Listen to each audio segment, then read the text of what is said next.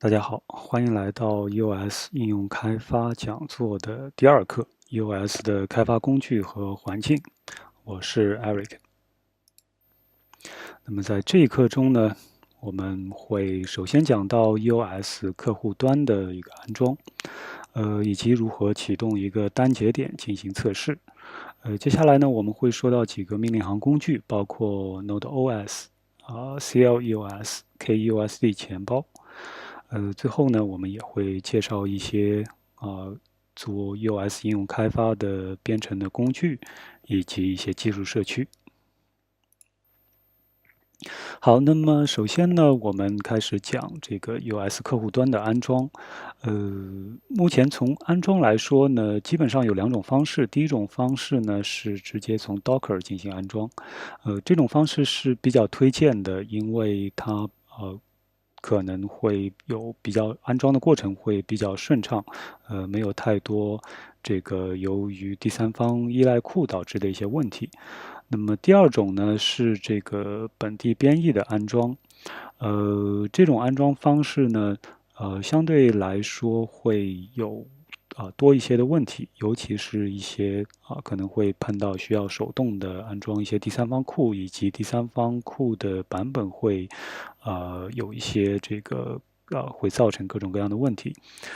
那么第三种呢，就是这个安装升级。那么因为 EOS 整个的迭代非常的快，所以我们再过一段每隔一段时间，也许需要对我们的 EOS 版本做一个升级。OK，那么首先我们来讲讲我们比较推荐的方式，就是 Docker 的安装。那么基本上它分为以下几个步骤。首先呢，你需要在你的机器上安装 Docker 的客户端。其次呢，你需要获取这个 EOS 的这个 Docker 的一个镜像。然后你需要去启动这个 Docker。随后呢，安装一个验证这个你的安装结果，以及之后呢，你也许需要去做这个相应的更新。那么安装 Docker 的客户端呢，你可以直接访问这个 Docker 的一个官网3w.docker.com。那么这边我们就已经打开它的官网，然后呢，你进入这个 Get Started，这里面呢会有这个各种不同的客户端的这个安装的入口包括 Mac、Windows 以及其他的一些 Linux 的操作系统。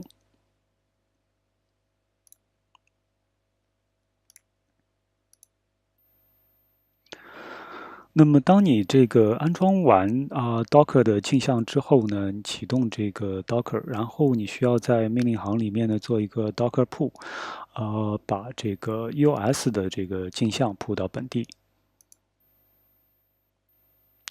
随后呢，你也需要创建一个这个Docker 的网络，创建完成之后呢，你就可以用这个下面的命令来启动这个 NodeOS，也就是一个 EOS 节点的客户端。那么在这个命令里面呢，其实已经包含了这个我们会加载哪些这个 EOS 的插件。以及一些网络的设置比如说这个 HTTP server 默认的端口号是888另外呢，我们也做了一些文件夹的映射将这个我们 Mac 本地的这个文件夹映射到了这个 Docker 里面的这个文件夹，这样呢方便我们之后这个编写一些这个智能合约，然后在 Docker 里面去进行编译和部署。那么除了启动这个 NodeOS，我们还需要启动一个 KUSD 的这个钱包管理的客户端。那么这个它的命令呢是这个下面的这个命令。这些命令行之后呢，在最后我会给到一个 GitHub 的链接，里面呢有一个文件会包含了所有这些命令。那么在启动完 Node.js 和 KUSD 之后呢，我们还需要做一件事情，就是我们需要给这个 CLUS 这个命令行工具添加一个别名。这样的话，其这个好处是我们之后运行这个 CLUS 呢，就不需要去输入这个它所在的文件夹的前缀了，我们直接可以运行这个 CLUS。这里面呢，就是其实它添加别名是这个第二句这个命令，那么其中呢会需要用到一个网络的参数，那么这个参数呢，你可以运行这个第一句命令来获得。那么当你这个运行起来这个Node.js 客户端，同时你也设置好这个 CLUS 这个别名之后呢，你就可以直接运行 CLUS version client 来测试是否这个一切正常。那么在这个我这边呢，我的本地呢，我是通过这个 Visual Studio Code，来 access 这个 Docker。目前呢，这个 Node.js 已经启动了，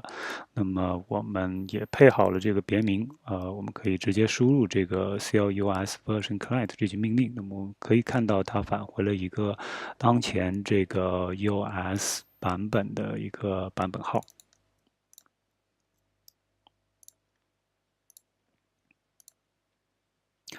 好，那么刚才说到就是关于 Docker 以及启动这个Node.js 这个 Docker，那么这边列出的呢是一些这个 Docker 的命令，包括你可以显示出当前已经在运行的 Docker 的进程，那么你也可以停止或者重启这一些这个 Docker 的进程。当然，比较简单，或者也是我个人比较推荐的，就是大家可以直接使用这个 VS Code 里面的这个 Docker 的插件来进行操作。那么，它的操作呢就更加界面化，就是你只要在这个最左边这边选到这个 Docker，然后进入 Containers。那么在 Containers 这边右边呢，我们就已经可以看到Node.js 和 KUSD 这两个 Docker container，我们在上面点击右键，可以分别做重启show log 以及这个进入命令行这些操作，是非常简便的。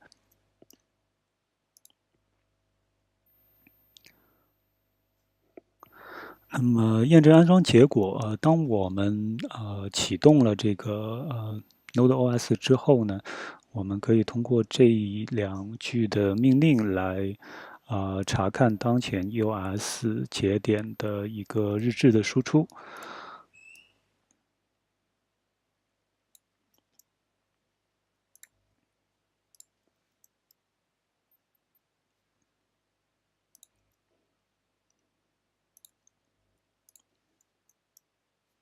对，在我们这个用普通命令行，而不是进入到 Docker 里面，我们可以用 Docker Logs，来显示 Node.js 的输出。那么这些这个输出其实就是整个 EOS 在出块的一个日志。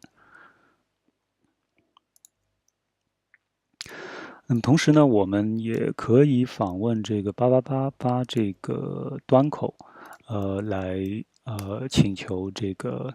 本地所启动的这个 EOS 的HTTP 的 API 服务，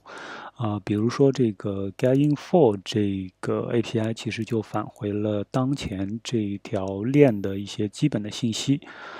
包括了这个签 ID 以及这个当前块儿，这个不可逆块等等。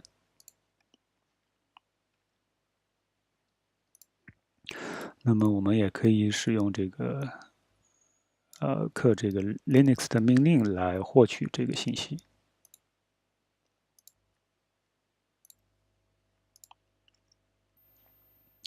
好，那么刚才说到的几条命令其实是在这个本地的命令行，但是有一些这个操作其实我们是需要进入到Docker 这个环境里面去的。那么这边呢有两种方式，第一种方式是使用这个 Docker exec 这一条命令。你可以进入到这个 Docker 的环境里面。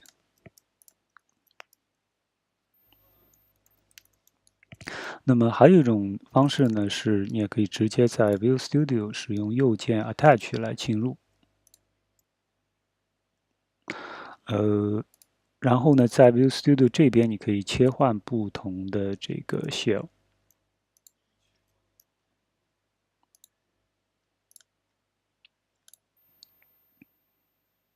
好，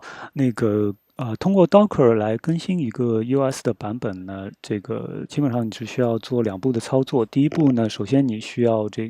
停止这个 Docker 的镜像，也就是比如说在这儿的话呢，你可以点 Remove 这个 Container，把这个 Docker 的镜像remove 掉。然后呢，你需要重新走一遍这个pull Docker 这个命令来获取最新版本的 EOS 的 Docker。好，那么刚刚我们说的呢是这个 UI 在本机安装一个 US 客户端的第一种方式就是通过 Docker。那么另外一种方式是你也可以直接拿到US 最新的代码，然后进行本地的编译的安装。这里面呢会涉及到4个不同的小点。首先呢，你需要确定自己需要安装哪个版本的 US，然后呢进行编译和安装。然后启动这个单节点并进行测试。最后呢，你也需要定期的进行版本的更新。那么首先安装哪个版本的 EOS？这个的话呢，2步。第一步呢是你进入到这个 EOS 官方最新的这个release 版本的这个列表里面，找到一个你觉得你想安装的一个版本。如果你不确定哪个版本比较合适呢，你也可以在下面这个链接中看到目前这个超级节点安装的都是哪个版本，这样的话帮助你做一个判断。那么我们可以打开这2个链接，简单的看一下。那么这个就是release 这个页面，目前最新的这个 EOS 的 release 的版本是1.4.3。那么在这个US Nation 提供的这个页面呢，我们可以看到不同的节点所跑的这个EOS 的版本。那么目前我们看到可能比较多的节点跑的是这个1.4.1的版本。那么可能这个版本是相对更稳定一些的版本，也是比较多节点所选择的一个版本。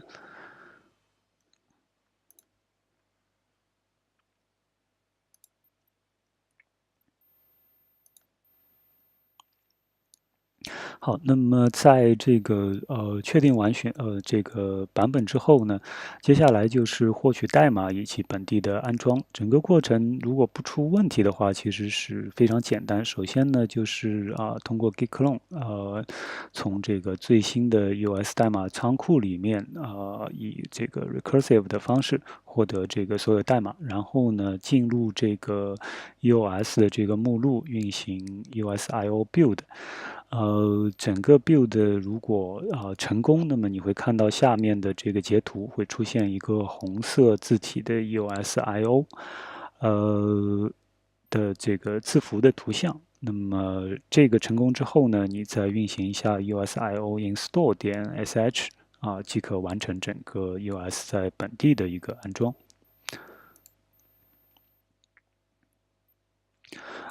安装结束之后呢，同样就是你也是需要把这个 NodeOS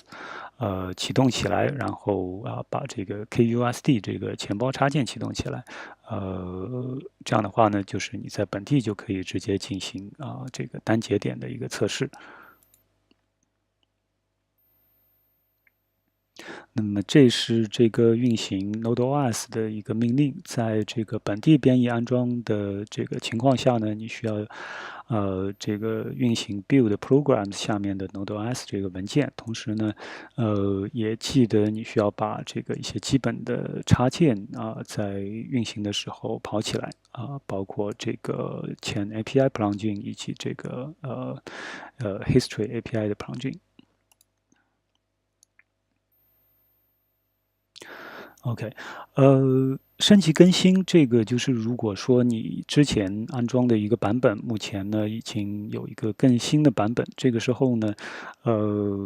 比较简单的方式呢是你进入 EOS 这个目录，通过 Git tag 查看你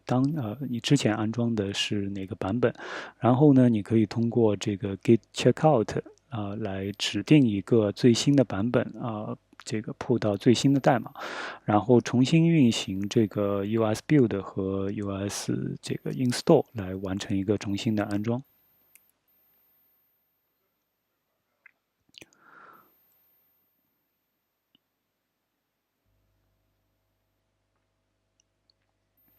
Node.OS 这个命令行的这个工具，那么这个 Node.OS 其实它的这个全称其实是 Node 加上 US，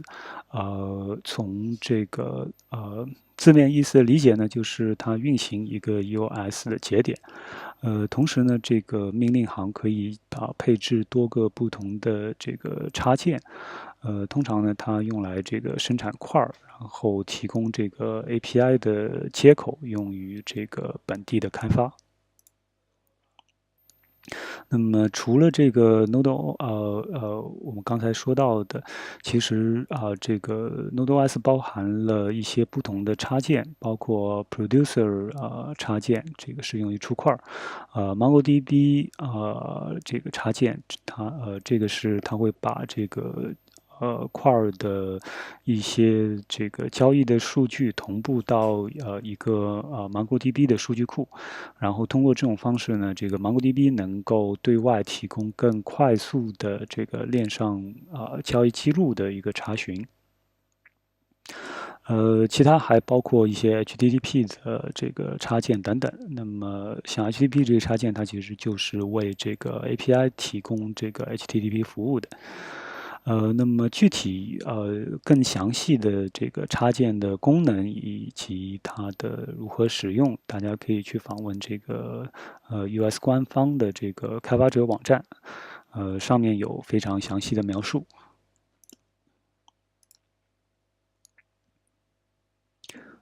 在这个开发者网站的左边栏，这边有一个专门的板块，就是讲这些 US plugins 的。这里面有对每个这个插件的作用的描述，以及它有哪些这个参数进行配置。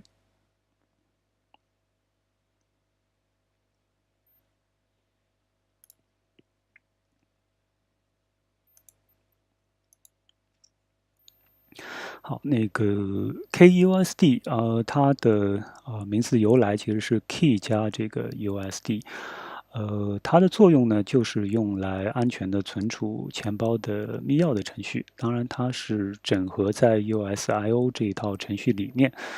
但是在实际的情况中，其实它不是一个必须的。这个插件，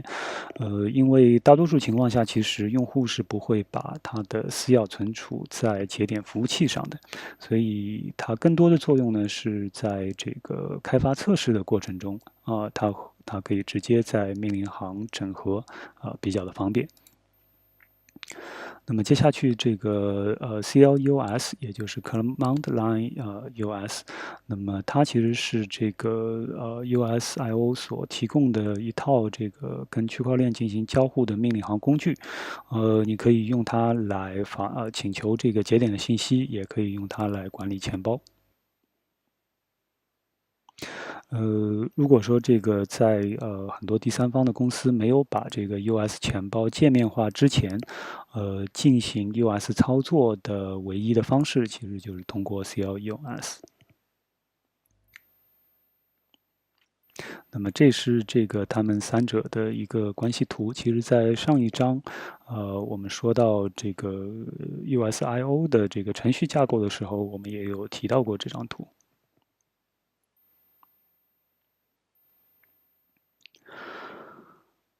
好，那么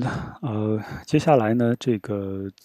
如果是你本地做一个 USIO 的编译的话，其实你也同样需要做这么几件事。第一件事是启动 NodeOSIO，然后启动一个 KUSD 的钱包的客户端。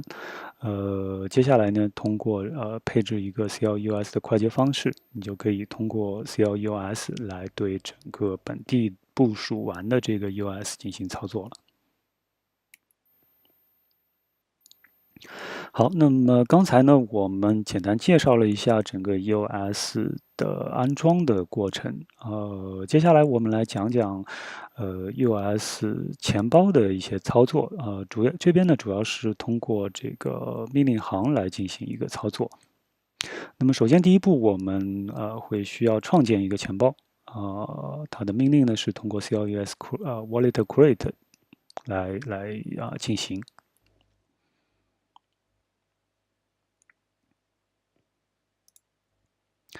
那么在创建完一个钱包之后呢，我们需要去这个打开这个钱包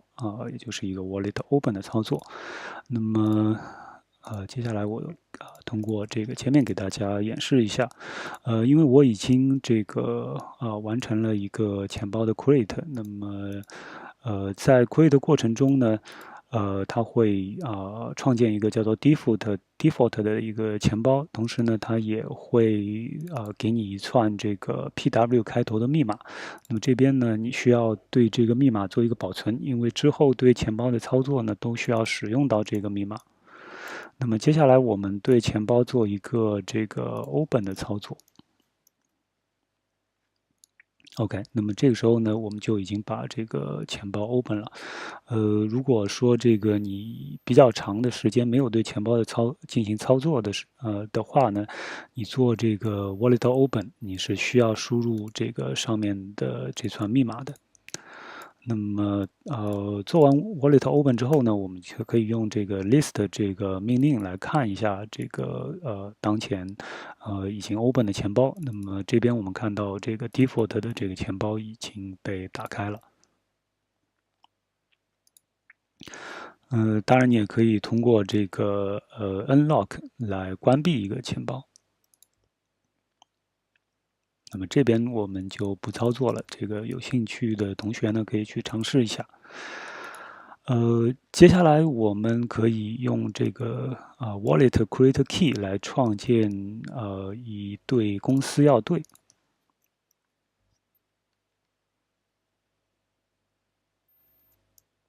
我们首先需要 Unlock 这一钱包，然后输入这个我们钱包的密码。OK，然后我们运行Wallet Create Key。OK，那么这个时候呢，我们看到这个，在我们当前的钱包里面呢，创建了一对新的这个公司钥，它的这个 public key 是这个那么我们把这个记录一下，这是一个 public，我们通过这个下面这条命令呢，是能够查看到它对应的私钥。同样我们需要输入一下这个钱包的密码。OK，那我们看到这个就是我们刚创建的这个公司钥对的一个私钥。那么一般来说，就是当你在这个生产环境里面呢，你是需要对这个私钥做比较好的备份，同时呢，也需要非常小心，不能泄露你的私钥，否则的话，你的资产的安全就会出问题。OK，那么接下去我们这个需要做的一个这个经常需要做的一个操作呢，是我们需要做一个 wallet import。呃，然后这边呢输入一个USIO 的一个这个 private key。好，这边呢，因为我之前已经导入过这个 private key，所以它会报一个错。呃，做这件事情的目的呢，是因为这个在整个 US 系统啊，我们可以认为它出厂的时候呢，它有一个非常重要的这个 US 账户，叫做 USIO。所有之后的操作，包括创建账户以及这个系统资源的分配，都是通过 USIO 来做的。那么这个 USIO 有一个指定的私钥，就是或者说指定的初始的私钥就是这个。那么我们需要在每次这个安装完 US 之后，做一下这个操作，否则的话呢，整个这个 USIO 这个账户会这个无法使用。好，那么在这边呢，因为我们之前已经导入过，所以这个我们就不需要重复导入了。如果是第一次操作的同学呢，大家记住使用这个 import 这个命令，然后把这个私钥导入进去。导入完成之后呢，我们就可以使用这个 USIO 这个账户来做这个操作了。比如说这个create account 这个操作，那么 create account 这个操作呢，需要有一个创建人，就是由在这边我们就使用这个 USIO 来作为一个创建人，然后呢，我们创建一个叫做 Bob2 的一个新的 US 账号。那么这个 US 账号的这个 owner 的key，我们使用我们刚刚创建的这个 owner 的 key。好，我们运行这个命令。OK，那么这个时候我们就看到一条这个执行的结果。那么我们已经在这个本地所运行的这个 US 链上创建了一个新的名字叫做 Bob2 的一个账号。那么它的 owner 的一个公钥就是我们所提供的这个公钥。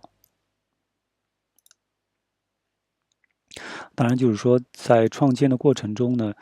这条命令执行完，它其实只是把这个 action 提交到链上，那么它还需要这个整个网络的确认。一般来说呢，是这个0.5到1秒钟它就已经可以完成这个确认了。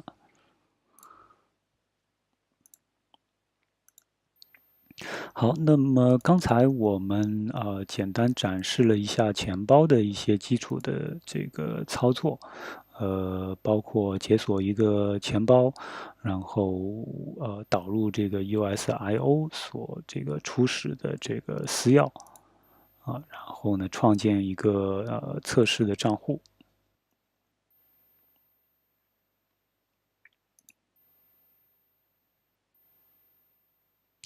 那么接下来呢，我们来简单讲讲这个开发在本地开发 US 可能会需要的一些工具。首先呢是这个合约开发工具 CDT，这个工具呢其实是US，在最初的时候，它是整合在这个 US 这个Git repository 里面的，也就是它是一个默认提供的工具。那么在最新的版本里面呢，这个 Block One 把这个 CDT 做成了一个单独的一个工具并放到了一个单独的 repository 里面，就是这个 USIO 点 CDT 里面。那么在最新的版本里面呢，我们如果是这个本地的话，其实你需要单独的来安装这个 CDT 这个工具，它的全称叫做 Contract Development Toolkit。那么你可以用下面的这几条命令行，首先通过 git clone 获得它的这个代码，然后呢在本地做这个 build 和 install。当你整个装完之后呢，它会这个输出一个 USIO-CPP 这个可执行文件。那么之后你是可以用这个可执行文件对你的智能合约进行编译同时呢，你也可以用它来这个生成 ABI 文件等等，所以它其实是一个这个合约的一个编译的工具。那么另外一个推荐的工具呢，其实刚才也有提到，就是这个 Visual Studio Code。这个工具因为它这个支持呃，因为它是开源，然后免费，它支持跨平台，然后它的插件非常的丰富，所以对于整个这个做尤其是 iOS 的这个智能合约的开发还是非常的方便的。同时它也支持了这个内置了这个命令行那么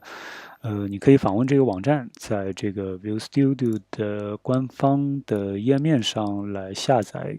这个它的版本。那么它也有这个 Mac、Windows 和 Linux 版本，支持也非常完善。当你这个下载完成之后呢，记得这个去安装两个插件，分别是这个C 和 C++ 这个插件，这样呢它能够支持它的整个的语法的高亮以及 debug。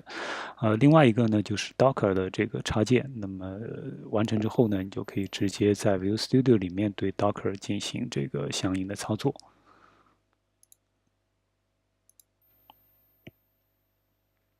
好，那么接下来呢，我们就做一个非常这个简单的一个智能合约的基础的操作，其中包括呢，就是首先我们创建一个这个新的合约账户，在这边理解一个概念就是，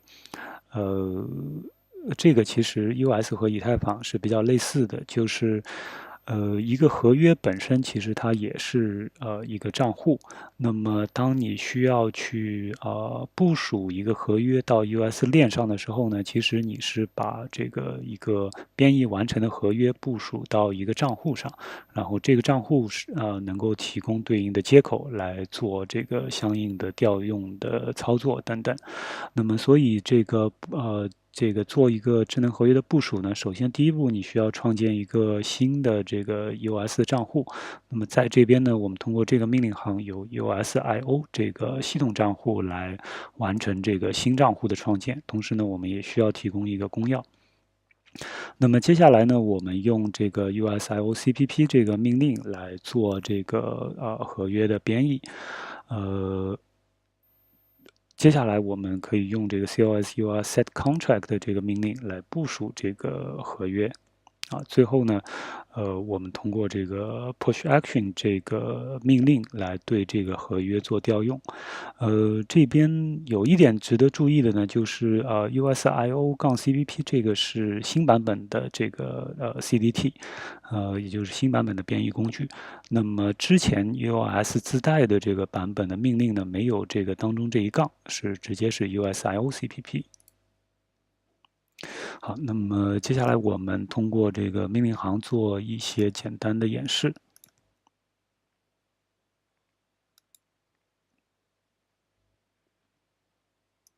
OK，首先呢，我们这个进入到一个Hello 合约的一个目录。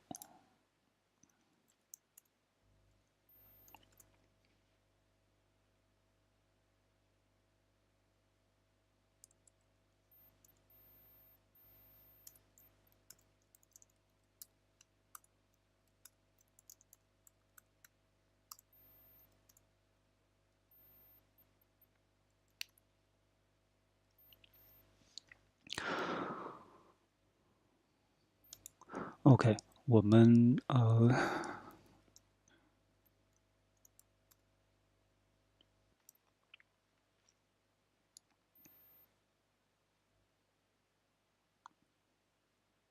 对，因为这个在 container 里面的这个 work 的目录呢，其实是映射到一个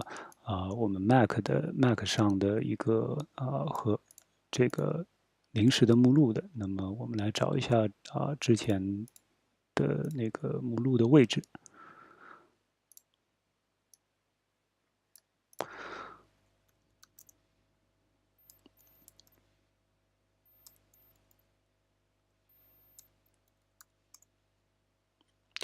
OK，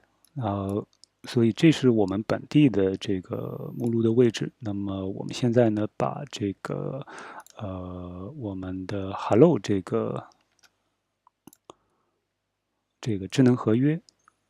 的 CPP 文件把它复制过来。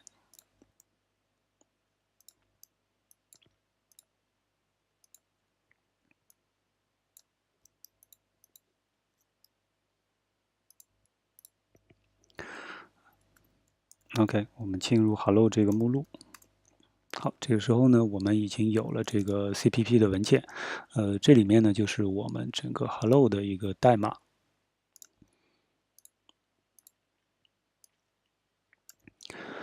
简单看一下这个代码呢，其实它的这个作用非常简单，它只有一个这个 function 叫做 hi。那么我们传入一个这个 US 的账户名，然后呢，它会在界面上打印一个 hello，然后输出这个账户名。所以在 ABI 的这个接口上呢，它只有一个名字，就这个合约的名字叫做 hello，那么它的里面有一个方法叫做 hi。好，那么我们接下去完成这个部署。首先的话呢，我们需要这个创建一个新的合约账户。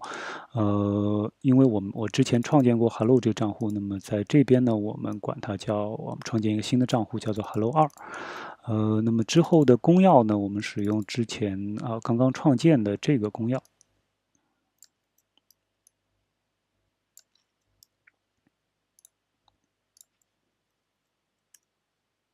好，那么我们执行完这条命令呢，这个 Hello 2这个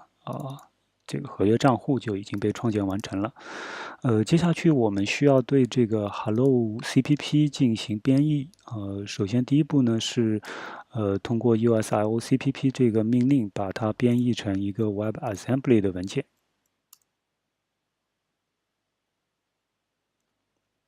OK。那么第二步呢，还是通过 CPP 这个 IOCPP 这个命令来生成一个 ABI 的接口文件。OK，那么这两步完成之后呢，我们查看一下目录，这个目录里面就应该包含了这个 hello 点 wasm 这个 WebAssembly 的文件，以及 hello 点 ABI 这个 ABI 接口文件。好，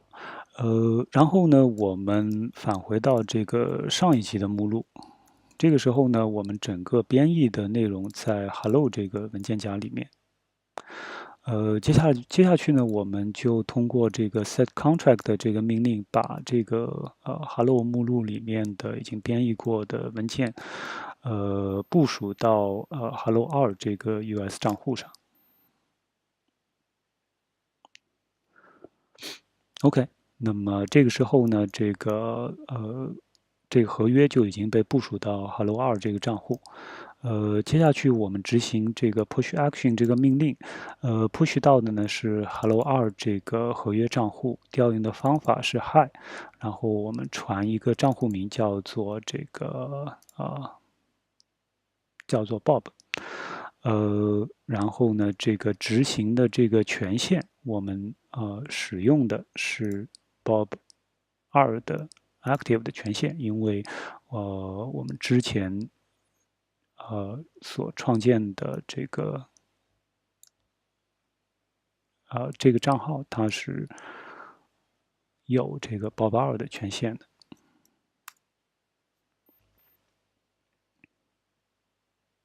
OK，那么这个时候呢，我们就可以看到它输出了一个叫做Hello Bob，那么这个其实标志着这个合约得到了这个成功的执行。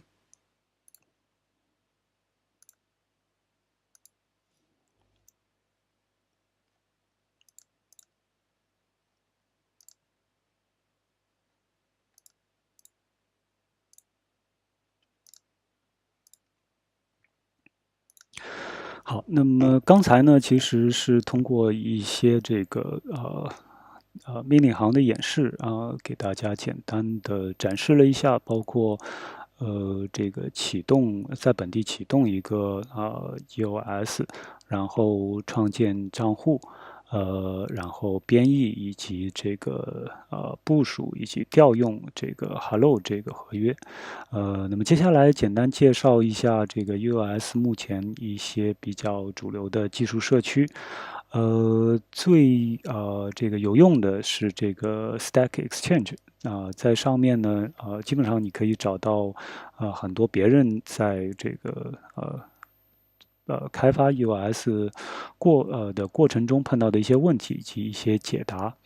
那么第二呢是这个 EOS 也有一个官方的一个 developer 的 Telegram 的社群，里面有这个上万人都在做一些讨论。